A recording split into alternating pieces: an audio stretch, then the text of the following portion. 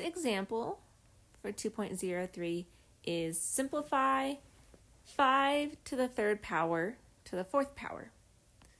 And I have this little table that shows the rules of exponents over here to the right, and that's going to be really helpful for these 3 examples that I have. So example 1 is a power to a power. So this is called the power rule. So I'm going to look right here. And when we have a power to a power, we're going to multiply those exponents or those powers. So I am going to take 5, and then I'm going to say to the 3 times 4 power, and that equals 5. 3 times 4 is 12.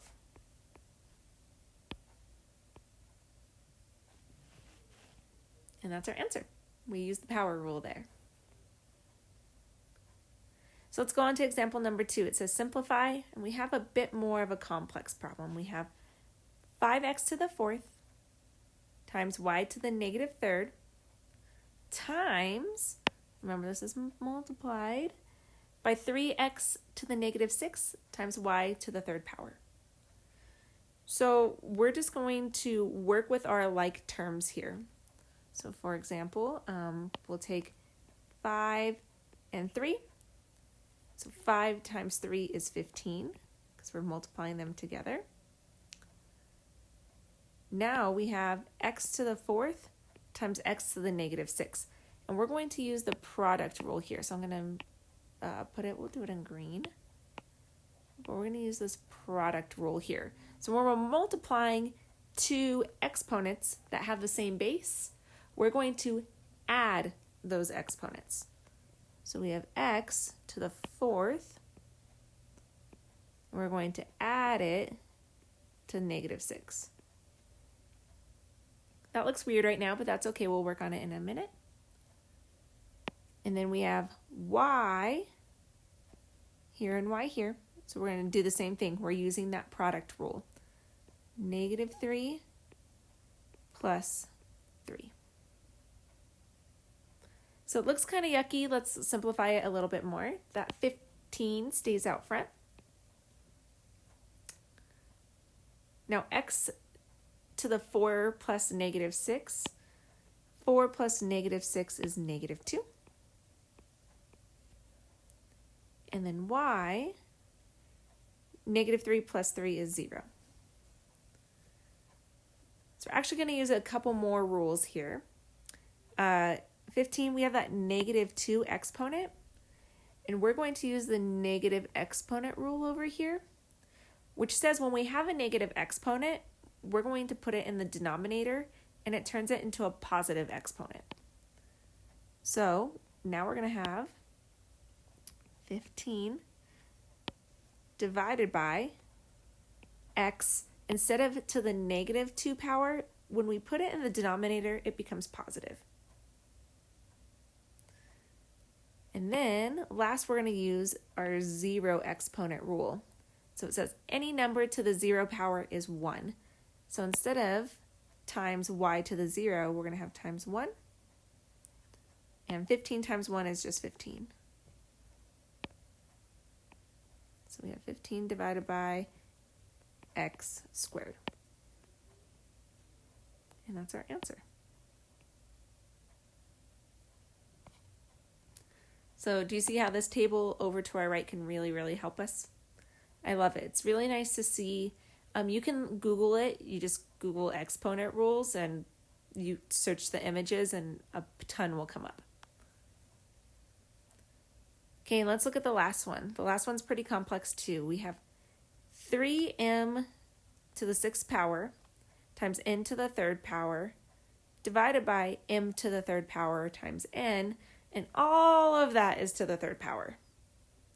So it looks like a lot. Let's take it one step at a time. When this power is on the outside, it applies to everything on the inside of the parentheses, including this 3. So this equals 3 to the 3rd power. We're going to apply it to the m. So we have m to the 6th power. And remember, we're going to go back and use that power rule. When we have a power to a power, we're multiplying those together. So it's going to be m to the 6th power times 3 times n to the 3rd power times 3 divided by m to the 3rd power. Again, this is still on the inside of the parenthesis, so we're still going to have that 3rd power even in our denominator. And then n, do it to that too, to the 3rd power. Woo! That's a lot of 3's. So let's start simplifying. And it gets easier from here. So 3 to the 3rd power is just 3 times 3 times 3. 3 times 3 is 9. 9 times 3 is 27. So 27 times m, 6 times 3 is 18. And then n to the 3 times 3 is 9. Divided by m to the 3 times 3 is 9. And then n to the 3rd power. Now we're not quite done yet. So we're actually going to go back and use, I'll put it in green again. We're actually going to go back and use this negative exponent rule. So before we had a negative exponent, so we put it in the denominator. But we can actually get rid of denominators by making our denominators negative exponents. So let me show you. We're just going to do it backwards. So I still have 27 m to the 18, but instead of m to the 9, I'm going to say m to the negative 9. I'm taking it out of the denominator. And then n to the 9, and then n. And I'm taking that out of the denominator too, so it's going to be a negative 3. Oof. And we're going to go back one more time and use the product rule, which is up here, which says, okay, if I'm multiplying the same base, I'm adding my exponents. So I'm going to start writing it down below, 27m, and I'm going to do 18 minus 9, because I'm multiplying these two together. So I'm going to add the exponents. So I guess we can technically say plus negative 9. Either way works.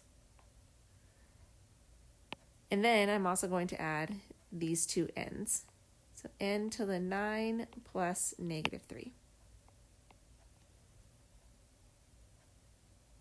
We're almost done. We're almost done. So I have 27. Let me write it in the right color. M, well, 18 plus negative 9 is 9. And then n, 9 plus negative 3 is 6. And that's our final answer. So all of that work just to get that. But it looks a lot nicer than what we originally began with. So I encourage you to Google this picture or something like this. Again, just Google exponent rules.